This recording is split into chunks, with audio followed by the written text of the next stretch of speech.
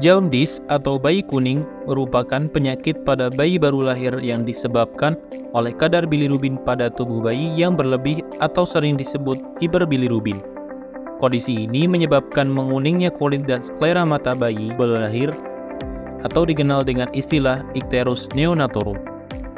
Jika penanganannya terlambat dan kurang optimal, penyakit ini dapat mengakibatkan kecacatan, bahkan berpotensi kematian pada bayi baru lahir.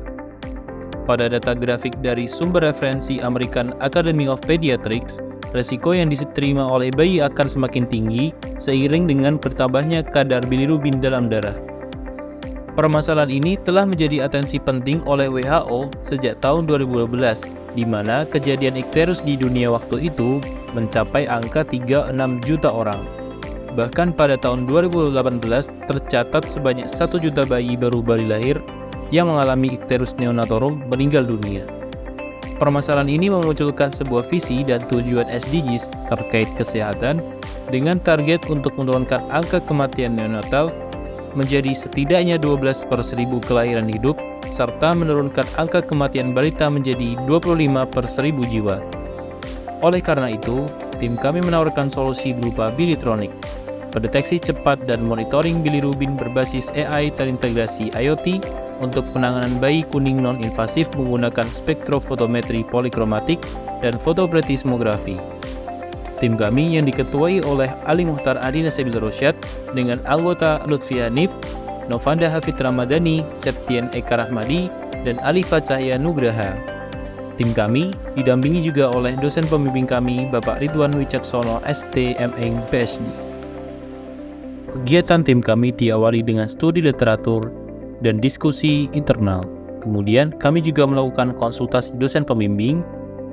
Kemudian kami melakukan persiapan alat dan bahan. Kami juga melakukan perakitan alat dan uji unit sistem fungsional untuk memastikan semua fungsinya berjalan dengan baik. Kami juga melakukan beberapa pengujian alat dan juga penyusunan laporan kemajuan, dan yang terakhir adalah laporan akhir.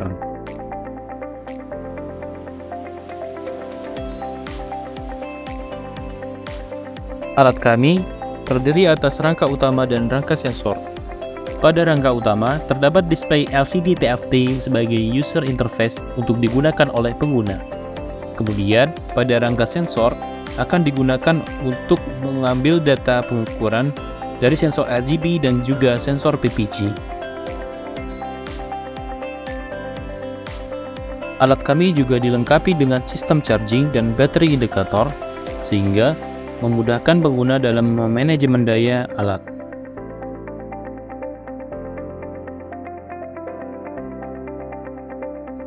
Pengguna tidak perlu repot untuk mengganti baterai, cukup dengan mencasnya menggunakan adaptor 5 volt 1 ampere atau charger HP pada umumnya, yang dimana mudah ditemukan dimanapun.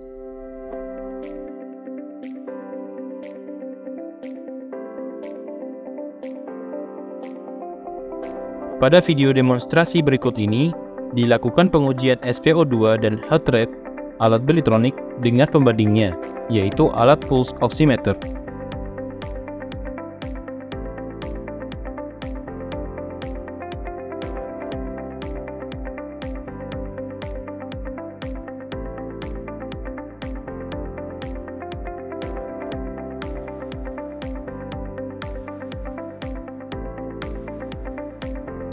Pada hasil pengujian pembanding oximeter dan alat Bilitronic kami, bisa dilihat perbedaan hasil pengukuran SpO2 dan heart rate yang tertera di layar alat Bilitronic dan pulse oximeter tidak beda jauh.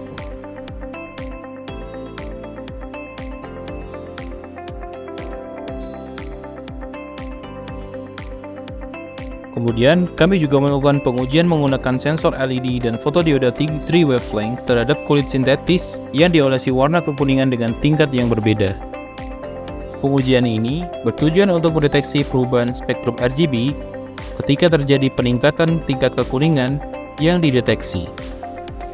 Tren kenaikan spektrum warna ketika tingkat kekuningan meningkat merepresentasikan saat pengujian bilirubin nantinya, ya di mana bayi kuning secara fisik terlihat akan semakin kuning warna tubuhnya. Kemudian, setelah uji tren kenaikan RGB dengan tingkat kekuningan berbeda, Kami juga menguji model menggunakan data sekunder yang kami dapatkan dari sumber referensi hasil penelitian Yosi Christian dan rekan-rekan, yang dimana menggunakan sensor yang sama yakni TCS 34725. Model ini didapat menggunakan metode multiple linear regression dengan variabel RGB dan C sebagai inputannya yang akan mengkonversi menjadi kadar asli bilirubin. Dalam video tersebut, kami mengujikan model yang mengonversikan RGB menjadi kadar dalam miligram per dekaliter. Pada video terlihat semakin meningkatnya warna kuning, maka kadar bilirubin juga semakin meningkat. Kami juga mengimplementasikan sistem IoT dalam percobaan ini menggunakan pulsing web server sebagai monitoring kadar bilirubinnya dengan grafik.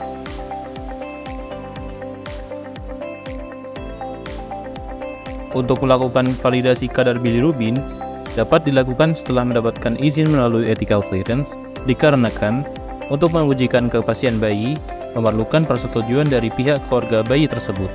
Pengajuan ethical clearance telah diajukan melalui Komisi Etik FKKMK UGM.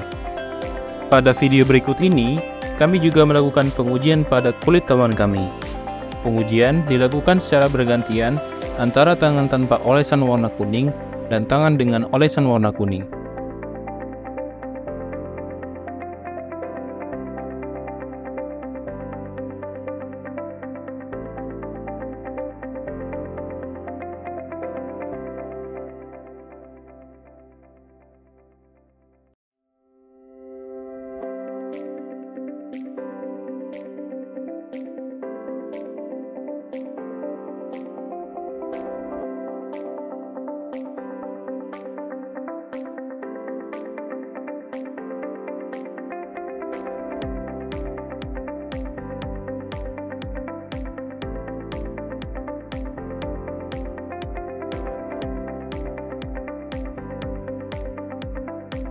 Terlihat, pada pengujian tangan dengan olesan warna kuning memiliki kadar bilirubin yang lebih besar, yang artinya semakin meningkat kekuningannya akan meningkat pula kadarnya.